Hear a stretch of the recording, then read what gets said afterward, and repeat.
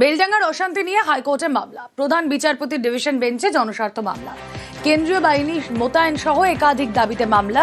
হাইকোর্টের দৃষ্টি আকর্ষণ আইনজীবী বিল্লদল ভট্টাচার্য। আগামীকাল হাইকোর্টের শুনানির সম্ভাবনা।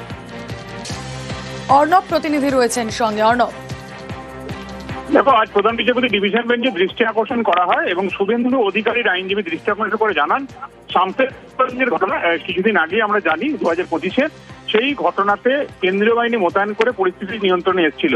সেই মামলা বিচারাধীন রয়েছে।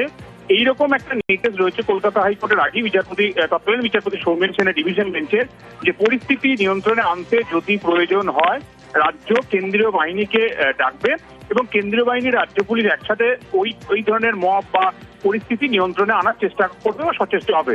এই ধরনের নির্দেশ থাকার পরও কেন কেন্দ্রীয় বাহিনীকে ডাকা হলো না বেলডাঙ্গার পরিস্থিতি শান্ত করতে, এবং বেলডাঙ্গার পরিস্থিতি শান্ত করতে পুলিশের সক্রিয়তে এতটা সময় লাগলো কেন? সব মিলিয়ে শুভেন্দু অধিকারীর যে পুরনো মামলা বিবেচনাধীন রয়েছে শামসেরগঞ্জের মামলা, সেই মামলাটি নতুন করে শুভেন্দু অধিকারী একটি আবেদন করেছেন। সেই আবেদনে বেলডাঙ্গা নিয়ে হাইকোর্টের হস্তক্ষেপ রাখছে না এবং কেন্দ্রীয় বাহিনীর মোতায়েন করে পরিস্থিতি নিয়ন্ত্রণে আনার মতো একগুচ্ছ আবেদন রয়েছে। আরও একটি স্থানীয় বাসিন্দাদের তরফে জনস্বার্থ মামলা দায়ের করা আছে। দুটি মামলারই মঙ্গলবার শুনানি হবে প্রধান বিচারপতি ডিভিশন বেঞ্চে, এমনটাই প্রাথমিকভাবে জানিয়েছে বেঞ্চ। ওকে।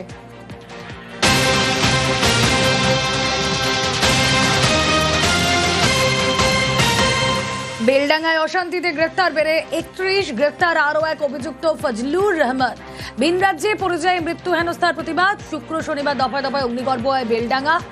এখনো পর্যন্ত বেলডাঙ্গায় অশান্তিতে ধৃত বেড়ে 31। কথা বলবো, প্রণব রয়েছেন সঙ্গে। প্রণব, দেখো, পরিযায়ী শ্রমিকের মৃত্যু ও পরিযায়ী শ্রমিককে মারধরের ঘটনায় শুক্রবার এবং শনিবার উত্তপ্ত হয়ে ওঠে বেলডাঙ্গা। জাতীয় সড়ক অবরোধ থেকে ট্রেন চলাচল অবরোধ সমস্ত কিছু নিয়ে কিন্তু একবার অগ্নিগর্ভ পরিস্থিতি হয়ে ওঠে। তারপর কিন্তু পুলিশ 30 জন গ্রেপ্তার করে গতকালকে আগের দিন। তারপরে আরো একজনকে ফজলুর রহমান বলে যুবককে কিন্তু গ্রেপ্তার করেছে এবং তাকেও বহরমপুর জেলা জজ কোর্টে পাঠিয়ে তার 4 দিনে পুলিশ হেফাজতে নিয়েছে।